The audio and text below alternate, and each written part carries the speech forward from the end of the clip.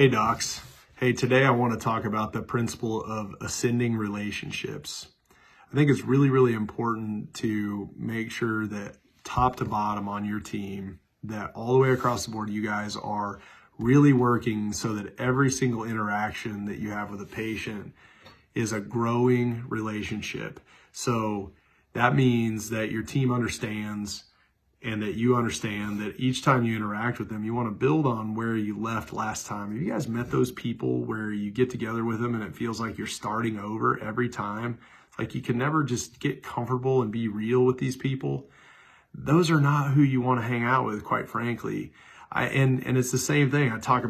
I know I've thrown the cable company under the bus a bunch, where you call and you make a complaint to a manager or something like that, and then next thing you know, the manager, or you make a complaint to the person who answers the phone, then they pass you off to the next person, and the next person, and the next person. And each time you have to start over, retell your whole story.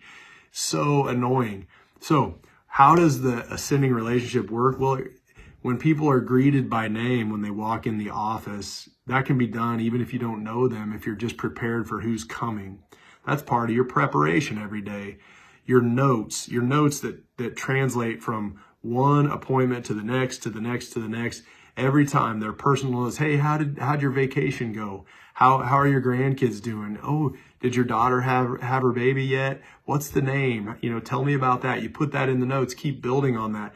I know last time when you were in, we talked about how you were starting to think about that crowding. Tell me where you're at with that. Have you given that any more thought? These kind of things, or more importantly, make sure that at a minimum, your team isn't doing, hey, what brought you in today? Never, ever, ever ask that question. What brought you in today? Because that tells a patient that you're not prepared. It tells them that you haven't been listening. And so you want to instead say, hey, when you called, I know you mentioned that you had that tooth on the upper right that's bothering you. Tell me how you're doing on that. Has that increased or decreased? What's going on? Let's get to the bottom of it right away. Okay, so the name of the game is preparation and great clinical notes. You can't, if you do great clinical notes, you got to read them. That's the preparation part.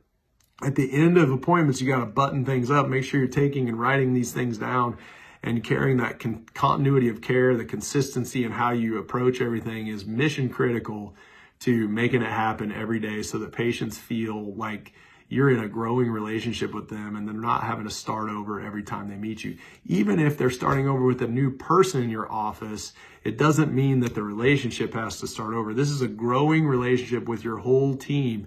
And so every team member can pick up where the last team member left off. So docs, share this with your team and let me know what you think. I hope it helps. And I'll look forward to talking to you again soon. And let me know if there's anything specific you want to hear from me about. Take care, guys. See ya.